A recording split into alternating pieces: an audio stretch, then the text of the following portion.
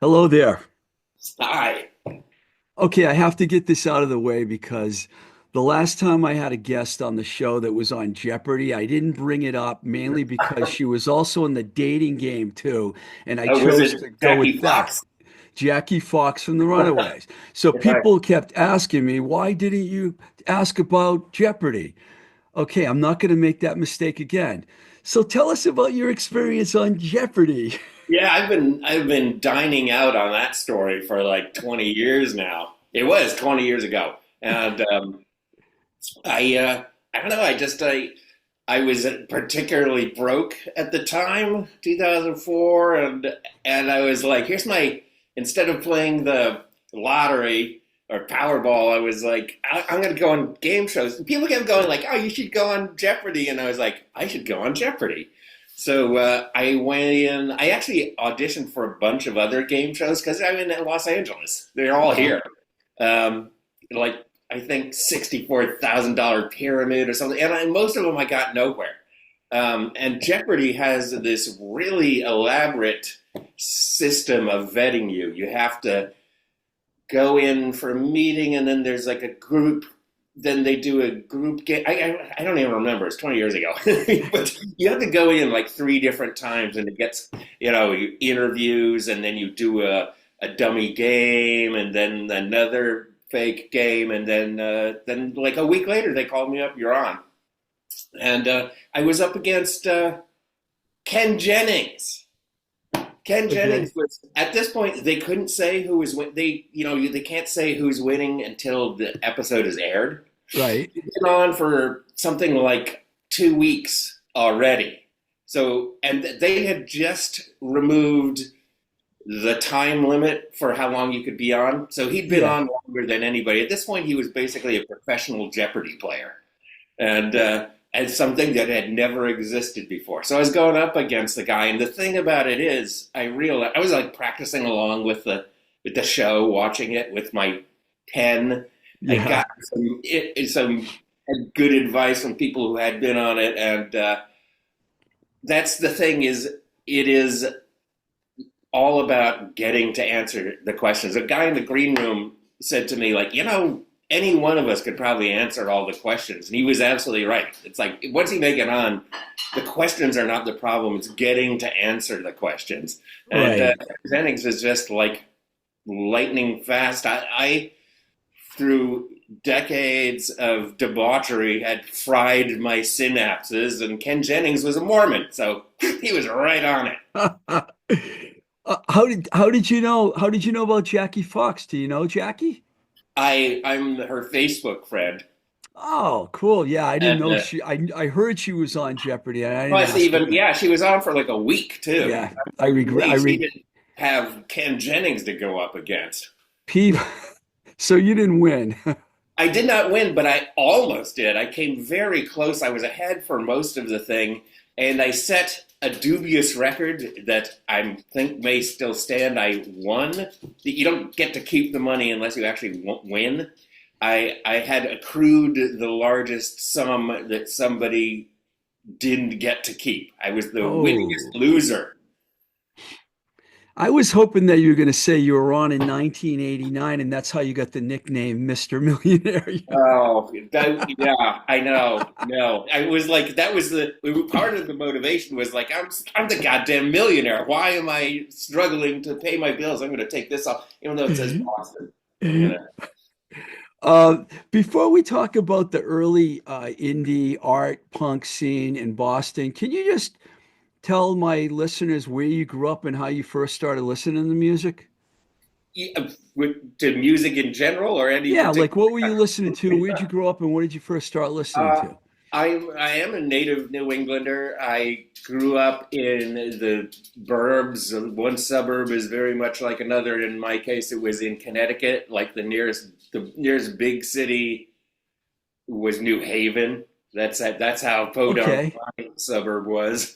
And um, although weirdly enough, Madison, Connecticut's where I grew up. A couple of like the director Brad Anderson is from there. Of course, Oh, everybody. wow. He apparently my dad dated his mom or something like that. Small place. Um, if you've ever seen the movie The Ice Storm, it was a lot like that. Yeah. Yeah. I actually right now live right on the Connecticut line. It's Oh, Worcester really? County. I'm in southern Worcester County. Oh, And I oh, live you right. actually live in Worcester. Yeah, oh, you did? No, you do. I was. You mentioned you were in Worcester the other day. Oh, yeah, yeah, yeah. Yeah, I do. Well, Webster, which is right outside of Worcester. Webster. I thought you said Worcester. All right. Yeah. Well, I might have said Worcester because no one really knows Webster, you know. Although now that the crime rate No, I do. rose here, Yeah, people do know about it because of the crime rate. I'm trying to get this. I'm sitting right in front of a window, and it's like the rising sun is like. I've got this. It's like somebody's got a laser pointer on me. Somebody's trying to take me out. Okay, so forget about what I just asked you. Where are you in California? Because I should ask Uh, you that question. yeah, I'm in Los Angeles. I've been here 25 years. Where, That's my where do you live? nephew. What part? I live in Leimert Park, which is a lot like even people who've lived here their entire life are like, where is that? I lived there for 14 years. I never heard of it. It's the home of Odd Future. It's actually for a guy who's such a white guy. It seems like an unusual choice. It's one of the last majority black neighborhoods in Los Angeles. It's about a mile. This is something. This is gonna. I'm gonna sound like the SNL sketch now. It's a mile south of the 10, but west of USC. Okay, so you're near Watts. Here, we're way north of Watts. We're like a couple miles farther west, and you're in Culver City, and Oh, okay. Okay. See, we're I lived in either down the beach areas because I lived in Redondo, Hermosa, lived in Marina Del Rey. I right. also lived in the Valley. I lived in Studio City and Yeah, Encino because I worked out there for labels. We talked about this on the phone the other right. day, our Enigma connection. Yeah. Okay, so let me go back now. So, Okay. what were when you're growing up in Connecticut, in the suburbs of New Haven? When did you start listening to music? I was, my parents were musical, artsy types, and there was music there all the time. So, like, my mom woke me up as a toddler to see the Beatles on Ed Sullivan. She's like, Nice. "You're gonna want to have seen this. This is historic," and I still remember it because I I was do too. I really was only 4 years old, but I yeah, it remember it. was free. I was, it was, yeah, it was epochal to me. As far as I knew, they were the only band. And I had like this plastic guitar that I would like hammer on. Well, with my mom was a very tolerant parent, I guess, because I'd be like banging away on that while listening to Hard Day's Night. And it was like, and when the record wasn't on, I was like, there's something wrong with this guitar. It doesn't sound as good. Um, Did you eventually get a real guitar? Yeah, a long time later, I mean, there's my mom played the piano and my dad played banjo and guitar, and so there's stuff all. But I went through a long period of, my real passion from about 7 to around 13 was monster movies. My hero was like Ray Harryhausen. I wanted to, do special effects or something like that. But I lived in Connecticut. If I'd grown up here, I have friends who like, and I know people who are just like me, except they lived in LA, so they just did that, and now they do that for a Yeah, living. yeah. I, on the other hand, did not. So the opportunities for exploring that were small. Also, I was under the mistaken. There goes my wife in the back. She's usually like on the computer for work, and I'm like, no, no, I want to walk around the back. Um, I yeah, I was under the mistaken belief that if I was a musician, I would meet more girls, and Yeah, I've most heard that one other before. than Gene Simmons can tell you that I was quickly disabused of that. Were But were there bands down there in Connecticut? no, I mean, I've moved around all through New England. So I went to high school outside of Boston, and then I moved to Boston, and So not, I mean, there was, I didn't the nascent punk rock scene was happening when I was in high school, but I couldn't go into the Rat or anything. Like I probably could have snuck into CBGB, but New York might as well have been on the moon, to me anyway, without a car and out in the boonies. What, what were you listening to when you were in high school, living outside of Boston? I went through, I entered high school being really into prog rock, and then by the time I came out of high school, I had made this tectonic shift, and I was now like a doctrinaire punk guy. I was like really into Yes and Queen, unusual sort of stuff of the mid '70s, and then that's in the way that only happens in high school. Like overnight, you're like, I'm not into that anymore. Like, Yeah, I get that.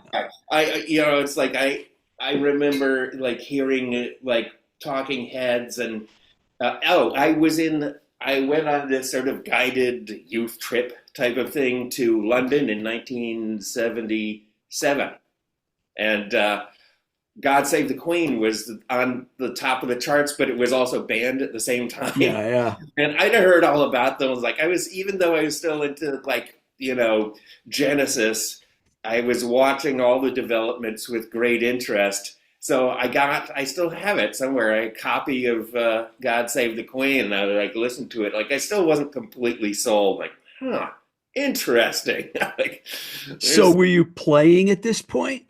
yeah, that's right around the time. Punk rock appealed to me because, like, I can play that. Like, I can't play like Steve Howe, but I can, I could probably manage Steve Jones. So I'm thinking this was probably around 78 or 79. Had you ventured out into like the Boston scene at all at that point? Yeah, no, when I finally moved to Boston, I was kicking myself for like, God, it was like 10 miles away the whole time. I could have just, got in here and been part of this, because once I also learned how lackadaisical they were about enforcing age limits. Back in, youngsters may not remember, but at that time, the drinking age was 18. Yeah, yeah. It changed on my 18th birthday to 21, which was, maddening. It was like one day earlier, I would have been grandfathered in. I remember that. I'm right around the same age as you. I Yeah, remember when I consequently, thought it went to 19. I thought it went from 18 to 19 for like 1 year. And then maybe because I whatever it remember was, it wasn't. It was older than me, and it was because like on my birthday. all of a sudden I couldn't go into a bar for like a month. I'm like, Yeah, what? I And then it went to 21 and I was screwed after that. at least Um, I mean, I came out of high school. The thing I think the final thing that tipped me over into the world of the punk and post punk thing was seeing Devo, which blew my mind Devo. in like 1978 on Saturday Night Live. I was like, "What the fuck is this?" It's Yeah. like, it actually made me a little afraid. It was really shook my worldview, and then I was like, "I don't know what it is. This is disturbing me, but I love it." And it's after that, I was like, I cut my hair, threw out all my hippie clothes and shit. Um, so I moved to Boston, and yeah, I managed to get in. Most places are like, whatever, as long as you're drinking, which I didn't. I didn't even really drink at that point. I was like, I just want to see the band. Yeah. Did you start playing? Yeah, I started playing when I was about 14 in high school. Uh, So you were in bands before Christmas? Not well, yes, in Boston. In high school, not at all, because everybody was into the Grateful Dead, except for me. And like, there were a couple high school bands, and they were both Grateful Dead cover bands. It Oh was, no. oh God, it's like, and I was not into the Grateful Dead. And over the years, I've tried. God knows I've tried, because people I know with otherwise, at the time.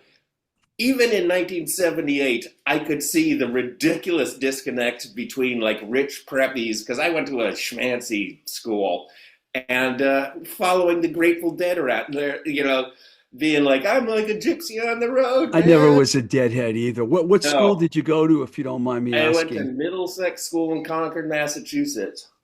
Concord. And Um, so what yeah, were the bands? What were the bands that you played in early on? I I, know we're here but, to talk well, about this. If you're yes, watching at home on video and you're not listening like most people do, I know that we're going to talk about this Propeller 4.1, which is a reissue with a bunch of great stuff on it. And you're heavily credited on this for having preserved the project.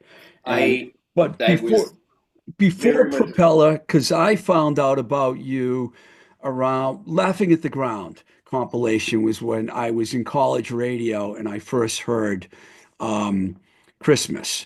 But yeah. there were bands before Christmas though. Yeah, that was the first thing Christmas ever recorded, released. There's still I discovered just a couple of like a year ago that there I was like I'd forgotten we recorded 3 songs on that session that never got released. So I've still got like 2 tracks from the very Unreleased first. material. Yeah, that's usually I'm such a slow writer that there's never such a that's like leftover cocaine. It just there isn't any. That doesn't happen. That's good. That's good. So, okay, I know I keep trying to ask this question. I'll try again. So yeah, before Christmas, I was in what is on the Propeller cassette, and now this new album, this old album, the Chinese Girlfriends, which was basically a pickup band with me and my roommates, who were Steve and Justin from Wild Stairs, Yeah. Wow. and You were roommates with those guys? yeah, they were. I moved to Boston. I got a job working at the Harvard Coop record store, of Yeah, course, yeah. aspiring musician. And the other guy who worked there that seemed to be in the same stuff, a garrulous sort who was into the same weird stuff as I was Steve Gregoropoulos. And at some point he's like, "Hey, we need a roommate. Do you want to move in with us?" I was like, "Yes, my own apartment. What I've been waiting for my entire 18 years." Were you in college in Boston at the time? No, no, I never actually went to college. That's hard to believe. That's hard to believe. I thought everyone in the early art Boston music scene was in Yeah, not college. even music school. I did, I went. I didn't want to go to college, and after I'd been there a year, I was like, okay, this is like a year or two in. I applied and got into BU, and I stayed. I was there for like 2 months, and then I stopped going to classes. I was like, I would always tell people like I took Jonathan Richman's advice very literally. Drop out of BU. But I went back like in the next semester. I was like, let's do this again, and I lasted like 2 weeks before I just stopped going to classes, and I was like, this is not for me. So big regret. I wish I had gone to college. That's I'd be a pretty super genius. I'm impressed you're on Jeopardy and you didn't go to college. That's amazing, man. Wow. I barely made it out of high school. I was not an academic sort as a young person. That's a skill I didn't learn until I was in my 30s. Uh, So you moved in with the guys from Wild Stairs. You had Chinese girlfriends. What else happened before Christmas? I was in the Chinese Girlfriends was not even a real band. Like they had their own band, and it was basically an excuse. Like sometimes one of them couldn't make it, we'd grab somebody else. Can you play these 6 songs? Um, and I after that, I was in a band called Shut Up with Robin Amos from the Girls. Wow. Right after the Girls broke up, Yeah. I played with Robin, and then I quit that band and tried to move to London for a while. And as I've been saying since 1981, nothing will cure you of Anglophilia quicker than England. I was there like 2 months, and then I was like came running back to the United States. I never realized how American I was till I spent a couple of months in Europe. Um, and then came back and played with another ex-girl, David Hild, for a while. Yeah. But and we did a couple of shows. It never really gelled into a band. It was me and Judy Grunwald. That's how. Wow. I mean, I'm not like naming these names like people know who they are, but Oh, you Judy, do. we know Judy. Come on, from Yeah, the yeah, you you do. know, I don't know if anybody listened to this. Judy Grunwald, for those who don't know, was the singer for at that time for a group called the Maps, who was Maps. Yeah. were part of the early sort of art punky edge of the Boston punk rock scene, the loft scene, which was like the Girls, the Maps, Ground Zero, they maybe La Peste, that sort of art school wing of Yeah. Boston punk. So and Judy later was also after. It's all very. I mean, the Propeller thing is a perfect example of how incestuous. There's only like a couple hundred people doing this, so of course we all knew each other. We all lived it with each other at one point. So she was my roommate for a while, and then she Wow. went on to be, for those of you who don't know, she was the one of the founding member, one of the main people in Salem '66. I think the first time I found out about Judy was when I heard the Judy single by The Dark. I got to We get to were, know her. we, that was when we were all playing with David Hild, and we that came on the radio. We're like, what the fuck? Have you even met that guy? And she's like, no, I don't. It's freaking me out. The word stalker didn't exist yet. Um, Wow. I guess So like she we didn't were all know. like, I understand like obsessing over some famous person, but like you're just like your roommate. And it was like, what's going on? And the obsession made it to Judy Part Two, actually. There are Yeah, two yeah. songs about. And of course, It's just like, Judy's how do you married to know? David Minahan now, so for a long time. Yeah. Um, Um, so was Chris, I mean, how about Liz and Dan? How did they come into your well, world? Christmas started actually. It grew right out of the Propeller scene. I like the thing with David Hild was like not turning into a real thing. I think he eventually just fired both me and Judy and was like, "I'm getting new," because he often told me it's like, "Yeah, I fired Malcolm Travis from the Girls." It's like I got no taste. Um, like we could have had a real drummer. Um, and sorry, I'm very sniffly today. It's a freezing 68 degrees out there, man. Oh, I'm so sorry. I was in LA for 3 weeks in October and I absolutely loved it. I was staying down in Torrance, but I was close to Redondo. And I love LA, man. I Yeah. lived there for a long time and I don't know why I left. Don't. Why did you leave? Why would anyone? This is like, I think, the unofficial slogan of California. Why would you live anywhere else? That's and I know why I left because A&M Records, where I was working, offered me a job in New York, and I moved to New Yeah, York, and then I tried to go back there, but it tell was them where the just money is. yeah. Okay, Christmas. One second, I gotta. Okay, I'm, uh, like I said, the first time I heard of Christmas so was when I was at WDJM in Framingham State, and we had the Laughing at the Ground, and I loved it. The band, I loved all the bands, but I ended up like really into Talia Zedek, so I was showing up at every Dangerous Bird show.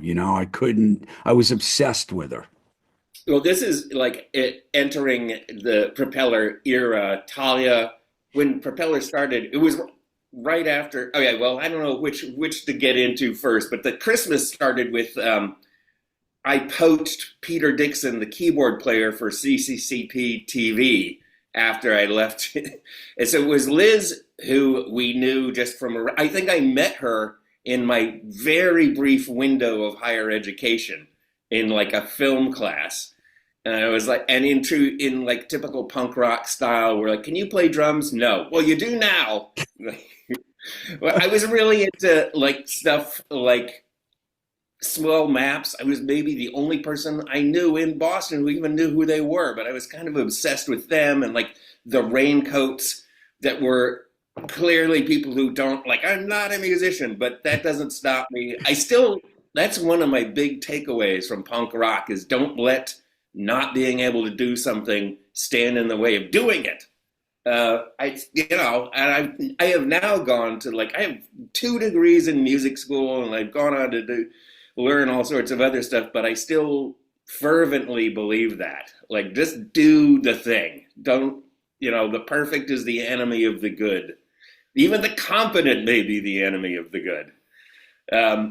So we started playing with Peter Dixon, and a couple of months later we started playing out. That was Christmas. Dan came in. Dan was like the third. He was like several years into it. Dan Salzman, who was the bass player for the Maps, for those of you out there with your scorecards, I used to hang around with him. He could be a very abrasive personality, and his tenure in Christmas was not always pleasant, but he was a really funny guy. He turned me on to a lot. I used to go for a very brief window. I was living in a loft down near Thayer Street, and Oh, he the lived in famous Thayer another Street loft lofts. a block over. Yeah, with I guess this sounds like I'm name dropping, but there was like again only so many people. It was Jerry and I think Jerry and Eric from the Neats. We got this loft, and it then we discovered it had no heat, so no heat or hot water. So Well, that didn't last when you long. say you're dropping names, it was a very incestuous scene. I mean, Yeah, everyone knew everybody. yeah. I mean, that's how Propeller happened. Is that it was like this really tight little scene, and then when the Underground, which is a short-lived but revered, very influential club. I'm speaking to this hypothetical audience out here who doesn't know all this stuff already. But it opened. It was literally across the street from our apartment when it opened. So that was like we had this super tiny apartment that was like on this wedge-shaped building, and it was at the wedge part. So that became like our living room. Plus, they were like, sure, go on in, even though we were like wildly underage. And that was the Underground's booking policy was all this stuff that like the Rat or the other places would not book. It was all these New York bands or visiting English bands that nobody had heard of, like The Cure. And that, our little scene sort of coalesced around that place. It's just, it's one of those things where life has to have certain things, the building blocks and amino acids and galvanization of something. It was like that. You had to have the certain things happening, coming together in the right place and the right time. And there weren't a lot of us. So, I knew the guys from the Neats.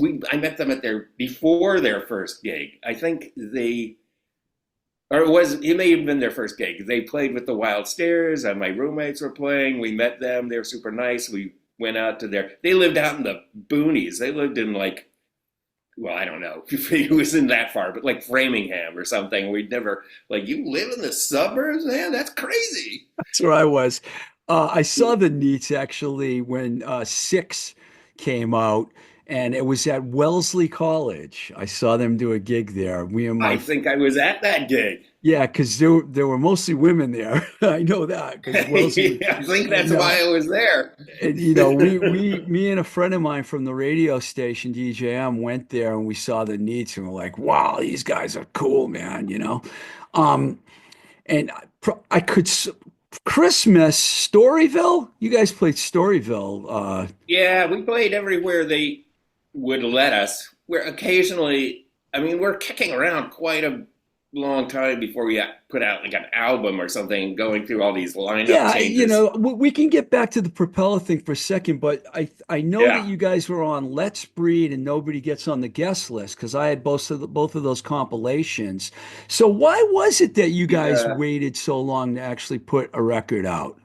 We had a lot of mistakes to make before we got to, I still, I've been working on a record here and it's like years. It's like, 'cause I haven't changed. It takes forever for me to do anything.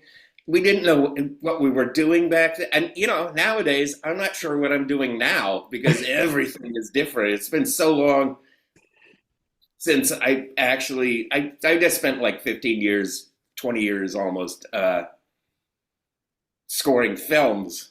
And during the lockdown, I was like, I can't take it anymore.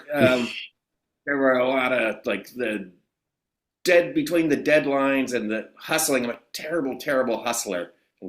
That's much like Jeopardy. It's like 90% of doing the job is getting the job. And I'm Well, really bad at that. when you did finally get a record out and you signed with Big Time, was it Mark Cates that helped you get on Big Time? Because he Uh, was a Boston guy. he and I think Jeff Weiss was also Jeff there. A Weiss. lot of, I mean, they basically their whole U.S. staff was taken from Boston, and a guy. I mean, it, at the time he didn't work there, but our manager Jim Jim Barber, Barber.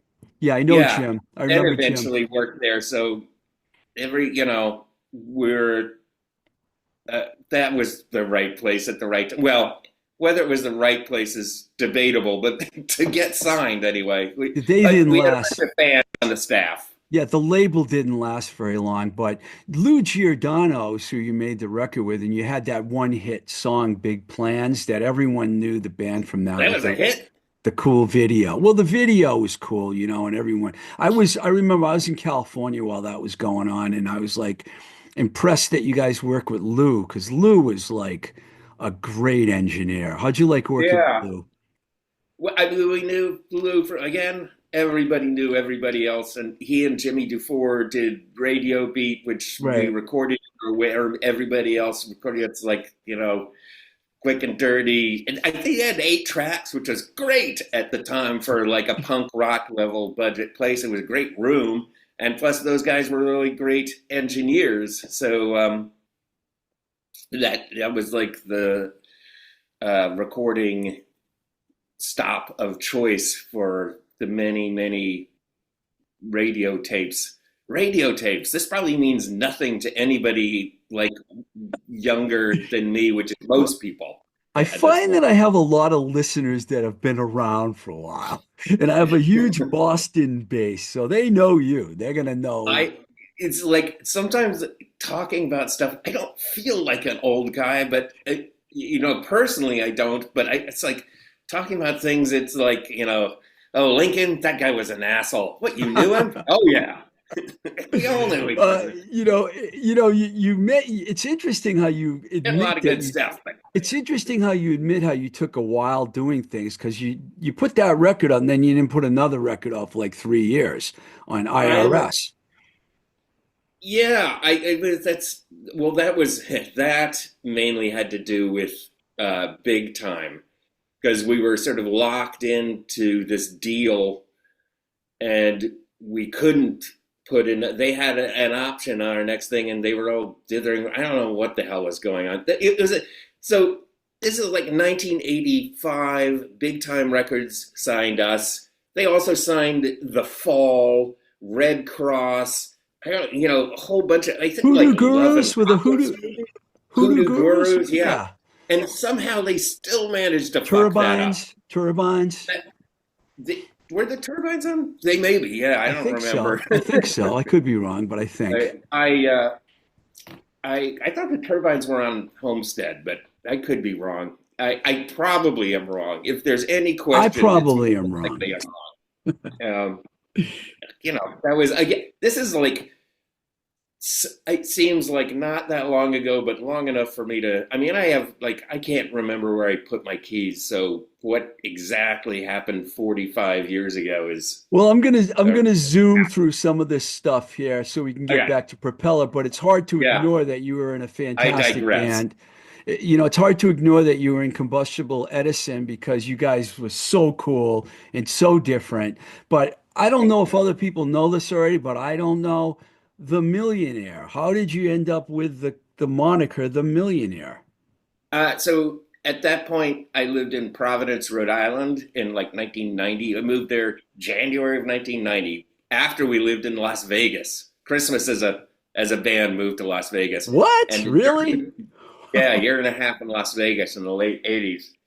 And it was during that period that Combustible Edison started taking shape because we're just, we moved to Vegas because the whole Vegas thing, I'm going to use the technical term and call it a thing, appealed to us. And we're just obsessed with that kind of thing. And, when we came back from Vegas, the Vegas thing that we imagined, the sort of, seeing people with giant feathery headdresses walking up and down the street, didn't really exist. We discovered it was like a southwestern suburb in the desert, like any other, with zero other than people in Vegas would always be going like, there's a lot. The Strip is not representative of Vegas, and unfortunately, they were right, because I wish it was. Otherwise, it was just like, Bakersfield That's or an odd something. choice of a place for a band to move. What made you guys move there?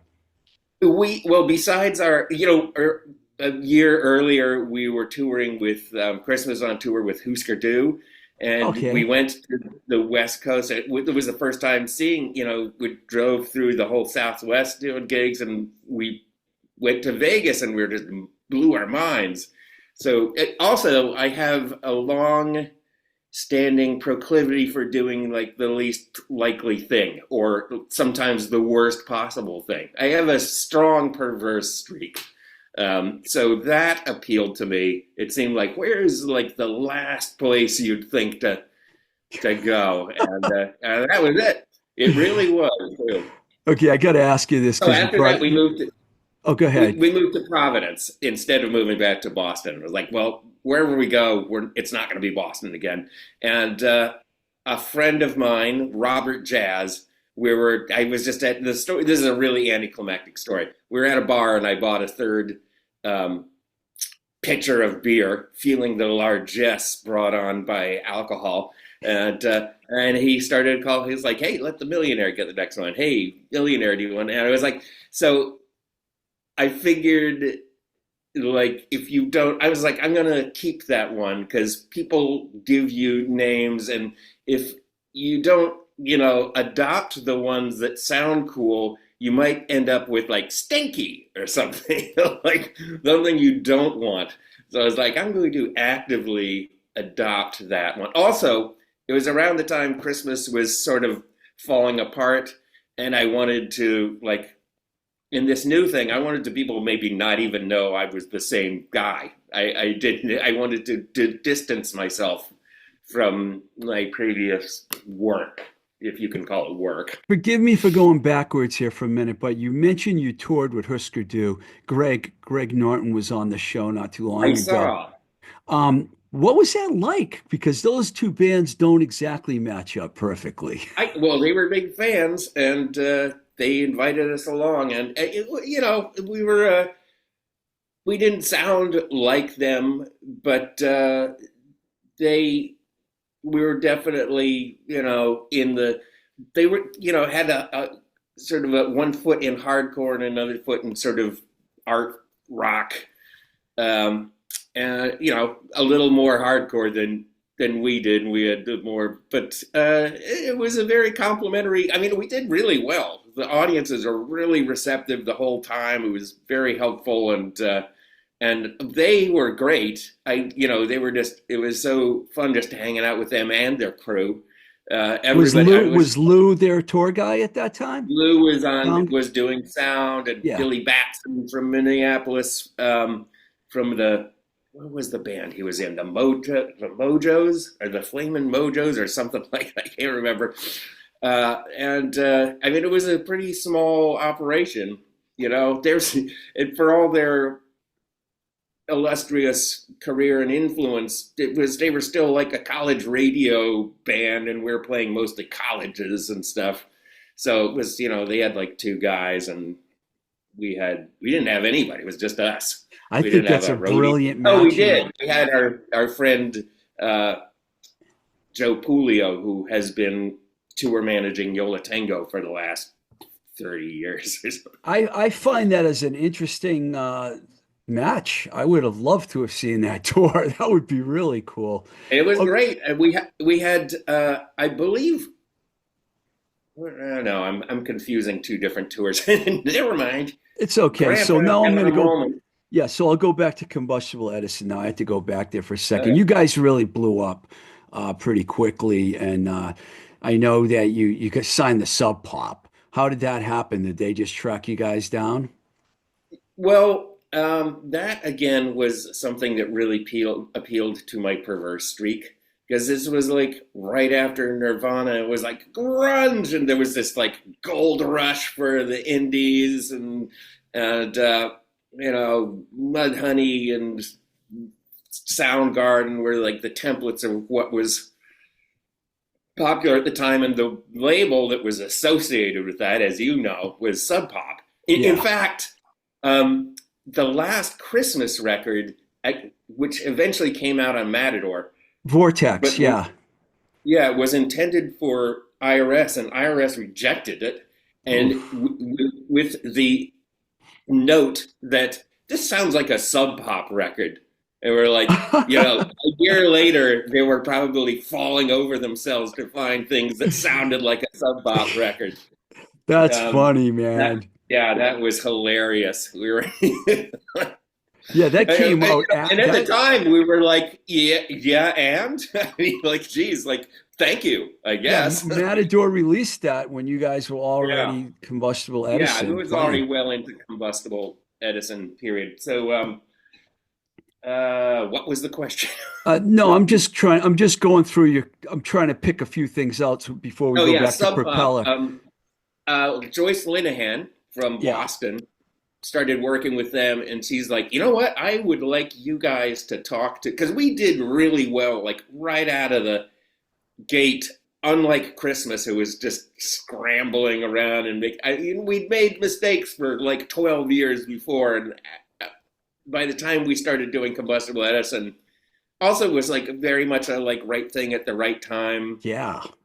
Um, so it just like happened immediately. Like we do shows and just like they were packed and like, how did anybody even know about this? And people were really into it. And so Joyce was like, I think you got to talk to these guys at Sub Pop. She was working there, and they were really into. I think they also liked the unlikeliness of the pair, and so it was like pretty much instant. We didn't really shop the thing around. We made like a demo, which also just came out, was finally released on Modern Harmonic, the Forbidden Isle of Demos Sundays, demo. right? Sundays. Did they? Yeah, Sundays. Yeah. Modern Harmonic is Yeah. a wing of Sundays, Well, and I was at A&M around in that time, and I remember that you guys were on Conan O'Brien, and you had the Millionaire's Holiday. That thing really blew up. yeah, we video did really well, and yeah, it was just like I'm at a loss to explain. The one thing it was a weird feeling for me being successful after like 12 years of just sort of falling on our Grinding. face. Yeah. Um, it just seemed to be happening without our, input. It was an amazing thing. But the one thing I think we did well, and this is something I've always, it's like, it's more important to know very clearly exactly what you want to do than it is even to do it well. I think like having a really clear idea of what you're doing, that's most of it. Like you're automatically going to be more successful at what you do if you just really know exactly. And we had a very clear idea of exactly what we wanted to do, and that started out as a total lark. After Christmas fell apart, we were like, fuck this. Like I went to art school because I thought painting would be a step up from being in a band. That's a typical me decision. um, I it's find a this lateral move at best, let me put it that way. I find this really ironic that you mentioned earlier that you were transfixed by Devo, and then you end up working with Mark from Yeah, Devo on the Four Rooms soundtrack, which is famous soundtrack. Talk about that that a is little coming bit. out too on Modern Harmonic sometime soon, I think. unless it's out already. I got a copy of it, but I don't know if it's out yet. What was Uh, that like working with Mark? it was fantastic. He had Cleve. This is during Combustible Edison. Our keyboard player Peter Dixon from CCP TV. I've started two bands with him that he then left. He's even more ADD than I am. Uh, and uh, so on to there, a number of the members of Combustible Edison did not want to go on tour, so we had some ringers, and one of them was Brother Cleve, who you certainly know. Anybody in Yeah. Boston knew Yep. Cleve. And I should pour out my coffee for fallen homies. He sadly passed away a couple of years ago. Very sad. When he was out here, he was visiting us. He had literally stayed in my house the night before. Oh, Freaks me out. We sorry, had a man. party for him and everything.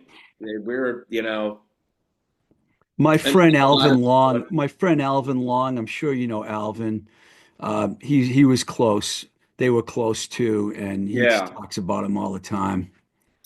Cleve was a guy who was a good hustler. He was like, it could sometimes be a little annoying, but I was like, I wish I had a little, as like annoying as it can be. I wish I had a little of what he's got, because Right. it was like a magician at like getting gigs or getting people to pay attention to what he was doing. It was really among his many, many talents. One of his other things was a lot of people, including us, would just refer to him as maps and menus. Pull into a town, he's like, "Oh, go up here, take a right, and there's a diner right there. It's amazing." And it would be like, "When were you here?" It's like 8 years ago with the Del Fuegos. You're like, "What?" Like, he just remember all this. His memory was he should have been on Jeopardy. His memory was astonishing. It was Wow. like a superpower. But I think I've digressed wildly from whatever you asked me Yeah, about. this is really an interesting conversation, I gotta say. Uh, just It's the ADD. I can't stay on one. just the four rooms experience. It's called the weave, and it's genius. It all comes together at the end. Not weed, weave. Yeah, no, that's a certain once and future president claims that his Adderall addled ramblings are called the weave, Oh and boy. it's an inability. I just know I have an inability to stay on a subject. So Well, I'll try one more time to ask you about four rooms, and if it doesn't work this yeah, time, I'm moving on. four rooms. I brought up Cleve because Cleve had connections with the Church of the Subgenius, and and they were huge fans of Combustible Edison. We actually stayed at Reverend Stang's place one time, Wow. um, and Mark Mothersbaugh so we met Mark through that. He came to see us a bunch of times at the Troubadour, and he came when we were touring with Brian Ferry at the Pantages, and so when we got the gig doing the Four Rooms soundtrack, we're like, we don't know what we're doing. And he, who do we know that knows anything about soundtracks? Like he did. He was still pretty new at it, actually. But, he'd done Pee Wee's Playhouse, another huge, huge, influence on both Chris's and Combustible Edison. And we're like, Mark, can you produce this? And had a studio. So he was like, sure. And he didn't, he mainly just sort of made sure everything was running right. It was engineered primarily by Bob too. Mutato Musica was basically like Devo running a studio. Wow. Everybody but Jerry and Alan Myers wasn't there, but I think Alan was dead at that point. But I still have not met Jerry. But his brother did most of the engine. I know it was really like it was so exciting, like meeting these guys. I was like, do you know what it was like?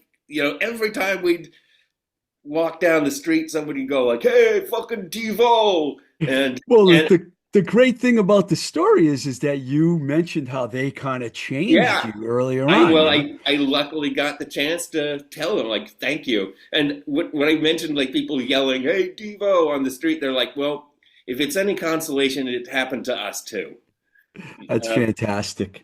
Um, I'm going to jump ahead here, talk about yeah. this record because um, how did you preserve this project since you get credit for it? Well, I don't know if I deserve the credit for that. But I mean, I It's should. you and Justin. It says you and Yeah, Justin. I should. Yeah, We should probably like give a little background on what this is. yeah, Um, please it's do. okay. So this just came out. It's in 1980 81. My roommate, I had just come back um, from London, and the big thing there was cassettes. It was like, forget records are over, cassettes are the thing. And I came back with the idea of like doing this cassette compilation thing of all my. I was full of ideas, and when I returned, my Steev and Justin, my former roommates, I was still living with Steev and with Justin, and Talia Zedek was our roommate at that point, Wow. and he was like, "Oh, Hold well, on, I have to stop you for 1 second. uh-huh. You were roommates with Judy Grunwald and Talia Zedek at different times. Yeah." That's pretty It was, incredible. I'm telling you, it was a really small scene. It was like, you'd be like, I need to move. Or like, I got a room. The only people we knew were other people in bands. So, Okay, go ahead. I'm sorry. I didn't mean that. it's like the CBGB's thing. Like Yeah. my friend Christian Hoffman here knew everybody and everybody knew each other. That's what it was like. We all lived within blocks of the CBGB. Like, that's who you'd see, that's who you'd go out to, I got a loft, you can live here. Um, so Justin was like, "Oh, Steve, that's weird. Steve and I were talking about starting a label, and we sort of got together and thought, like, what if we took all these bands, we all knew each other, and we're all sharing the same, like, can't get any make any progress because we're not signed to a label. Like, what if we just pooled our resources and said it was a label?" And because hey, this label's got all these bands on it, and then we could pool our money and get pay for these. That was the other thing. Like mastering and pressing were really expensive, more than any like goofy band playing the underground like 10 times a year was going to Yeah. be able to pay for out of their earnings. So we with the kind of I'm amazed how like I think it's not just me, but how people used to get things done. So I would do shit like come up with an idea and it would be happening a week later. That's how Combustible Edison happened. And it wasn't just me. We probably had that first discussion. And probably next week we had called everybody up and we're all meeting in our apartment. And we would have these massive group, propeller meetings, which always descended into multiple bickering caucuses, but fall apart. Also because everybody was drinking a lot of beer at the time too. Um, but one of the first things we did was like this was like a sort of a manifesto. We thought we'd put out this cassette. That was my contribution compilation thing, and we set up. The thing about this being a collective was everybody had something they could contribute. We had people who were graphic designers or Yeah. setters. Typesetting was an actual job back then. Um, or, they had access to recording gear. We would sort of pool our resources and we set up in our rehearsal space, the place that Wild Stairs and Christmas rehearsed in, and the Peter Dayton band. And got everybody came in for like a couple hours. We'd do like 3 a day. I'm saying we, like I recorded it.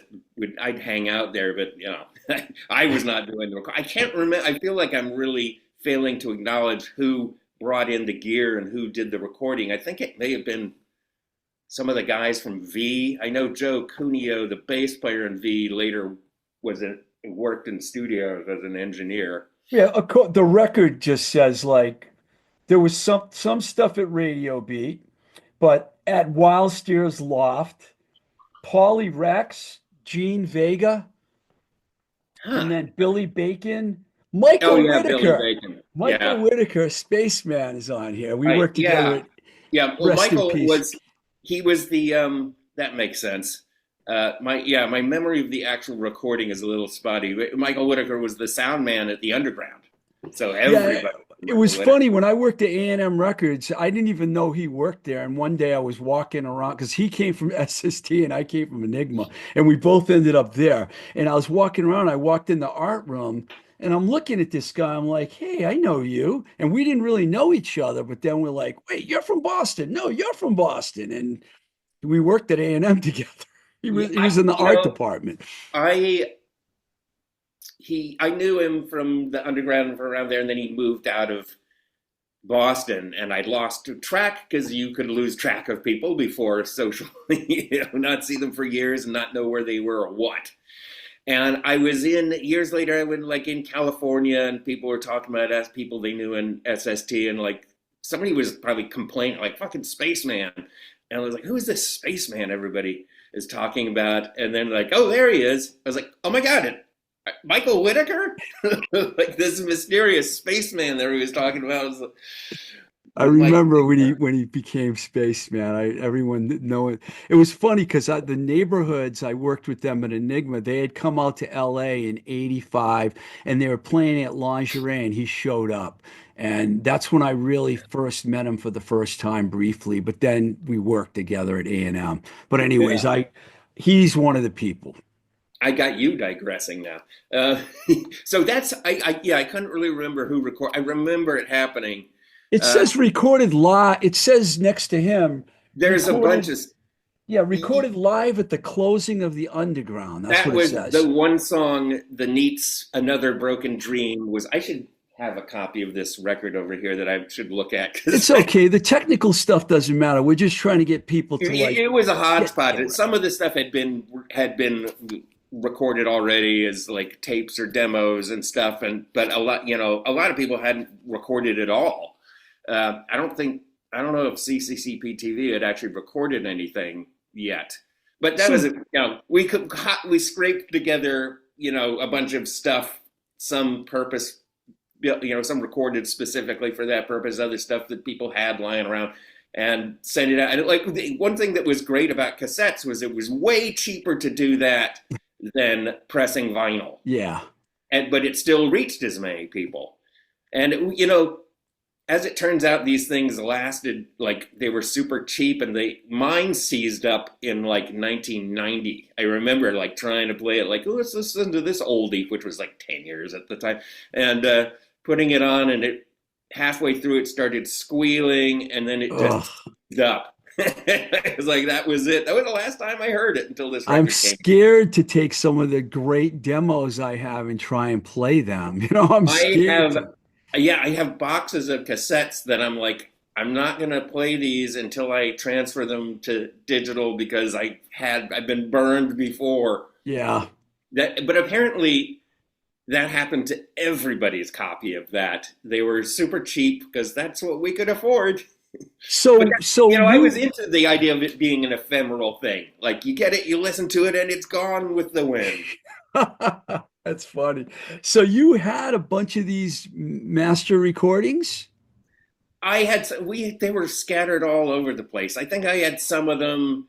I this is you hear about like people putting out these archival records and like but they found the masters were lost, and like you think like how can you lose the master tapes? But it's like time goes by, you move things, like oh I think I loaned it to somebody for like I don't know where the masters for the first Christmas record are. um Although I have some, that's just like, oh, the years go by, you don't know where they change hands or somebody forgets them somewhere. And yeah, that stuff was scattered all over. But thank God we didn't have to get them off of the original tape, or the sound quality was awful. In fact, I'm like not a really uh, reminiscy type of guy, which is why I don't remember a lot of stuff. But so I was apprehensive about listening to this thing again. I listened about a year ago. I listened to Elvis Costello's This Year's Model, which I obsessively listened to in like 1979. And then Yeah. I guess I decided Elvis Costello was not hip, or like I got into like the Fall or whatever, Swell Maps, and forgot about Elvis Costello. Listening to that was like being in a time machine. I hadn't really listened to it in all that time. It brought me instantly back to that time. Was not necessarily a pleasant experience. It was like a time travel vertigo. I was like, oh, I feel a little sick. And I was scared of listening to this thing for the same reason, because this is so. I mean, I really haven't listened to this for a long time, but I finally made myself do it a while ago. And I was astonished at how good it sounds. I mean, It first of all, how does. much it stands up. Like this is wow, this is really we really did something worthwhile here, and also how good it sounds. That's Bob Weston's doing. Yeah. Um, I think he really like polished some turds, like recording wise. Uh, Yeah, it even says he elevated the tracks yeah, on the record. Bob is a really an amazing. The most recent thing I recorded and released myself, he did the mastering. I was like, this sounds like something real. I recorded it in my studio in my little garage, just like the Propeller cassette. Yeah, I was very excited when Anthony Pappalardo called me and said that this was coming out. And then of course when they sent me the vinyl, I was like, Yeah. yeah, because I Yeah, love, just having it on vinyl is amazing. Like, yeah, really, finally! I thought it sounded really good. I mean, it's a good representation of that art scene that was so, Yeah, you know, I mean, it was a popular scene in Boston. I remember there were a lot of other bands too, like Limbo Race and November Group and The Dark, and it was a great scene of yeah. bands. It really is like a time capsule. Like, oh my God, after all these years, like you can see like through a window to the past. Here's a funny story. Those demos that I mentioned, one of which Christmas put, closed my eyes, got on Laughing the Ground. Yeah, So I was trying to, send them to labels. Propeller was sort of, never a very functional combo, was sort of falling apart. This is like a year later, and I sent a demo to Sub Pop, and I didn't hear back until for like 9 months, and it was this sort of condescending pass from Bruce Pavitt. He's like, yeah, wow. but he had the fucking nerve to was like, yeah, I guess I didn't think it was very fun, but I hear you might have some access to the people who do Propeller Records. It was like, I am the fucking people who do Propeller Records, asshole. The nerve of like in your rejection letter trying to hook up with you're trying to hook up with me, fuck you. And then later we became pals, and Of my course he records did. out helped me in the most successful endeavor of my young life. So Well, showbiz. well, thanks a lot, man, for taking the time. You're very entertaining. I enjoy. Thank You've you. told some great stories here, and I think you guys did an amazing job with this. And the minute I heard it, I'm like, I want to get someone on the show. It took a while for them to find someone, but they found the right guy. So I'm like, really, thank you very Yeah, much. I told Anthony, you're very welcome. I was like, if you need press or anything, I love doing press. But doing this, I'm like, man, I'm not sure I remember enough to do. You It remember a lot, was a man. long time ago. Yeah, I feel like a vampire. hey, thank you so much, man, Thank for you. coming on. All right, My man. pleasure.